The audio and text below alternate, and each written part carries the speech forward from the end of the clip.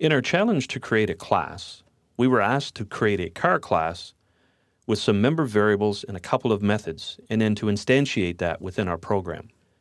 For this solution, the way that I have created it is we are going to right-click our project and add a class separate from the program class. We give our class the name car. Clicking the Add button adds it to our project as a new class. Visual Studio automatically opens the class code window in our code editor and allows us to go ahead and start adding the necessary member variables and methods to our car class. We're not going to focus on dealing with properties and encapsulation in this particular class. This is just a simple demonstration of creating a class. So we're going to use public member variables so we can access them from our program.cs file. We're going to create a string value called make for our car. We're also going to create another public string member variable called model, and one more public member variable of string type for the color of the car. We also said that we wanted to create two methods. The first method we will create will be a public method. It will not return any value, so we use the void keyword, and we're going to call our first method drive. The method will have empty parentheses because we're not accepting any parameters for this. The body of our method are the curly braces, and within our drive method, we simply want it to state that we were driving. So we will use our familiar console.writeLine, and we will output to the console window that we are indeed driving. And to finish off our class, one more public method. In this case, we'll also use the void keyword, and this one we will call stop.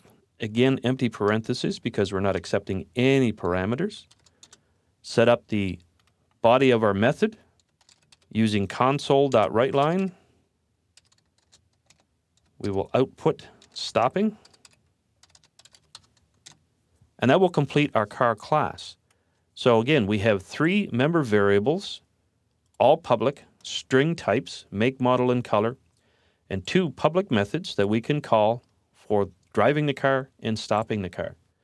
Now, in order to create this car, we'll step back into a program.cs file, and we'll get ready to instantiate a new car object in program.cs.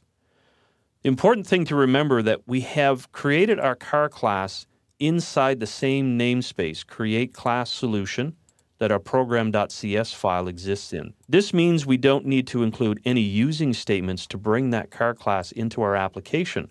Program.cs knows all about car class, and as you can see, the IntelliSense tells us indeed it does. So we'll create a car, and I'm going to be selfish and call this my car. Car my car equals, we use the new keyword for instantiating an object.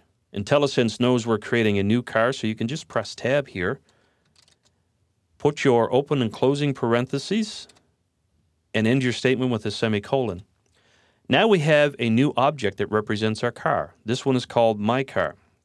We asked you to go ahead and set some values for those member variables. So we'll say my car, and pressing the dot operator brings up the list of values that we have available. We can set the make equal to, and because it is a string value, we must set the value for this variable within the double quotes, and we will call this Chevrolet. Again, remember, we always end all of our statements with semicolons. My car dot model equals Camaro, and my car color is black. So if you see a black Chevy Camaro on the road, stay out of my way, thank you. And we will finally call the methods for our car. So we can simply, again, use my car dot, in this case, we want to say, let's drive the car. Notice that we still use the full open-close parentheses, even though there are no arguments being passed in. And we can say my car dot stop. And this should complete our code, and if we do a Control F5, we should see two messages print out to the console window.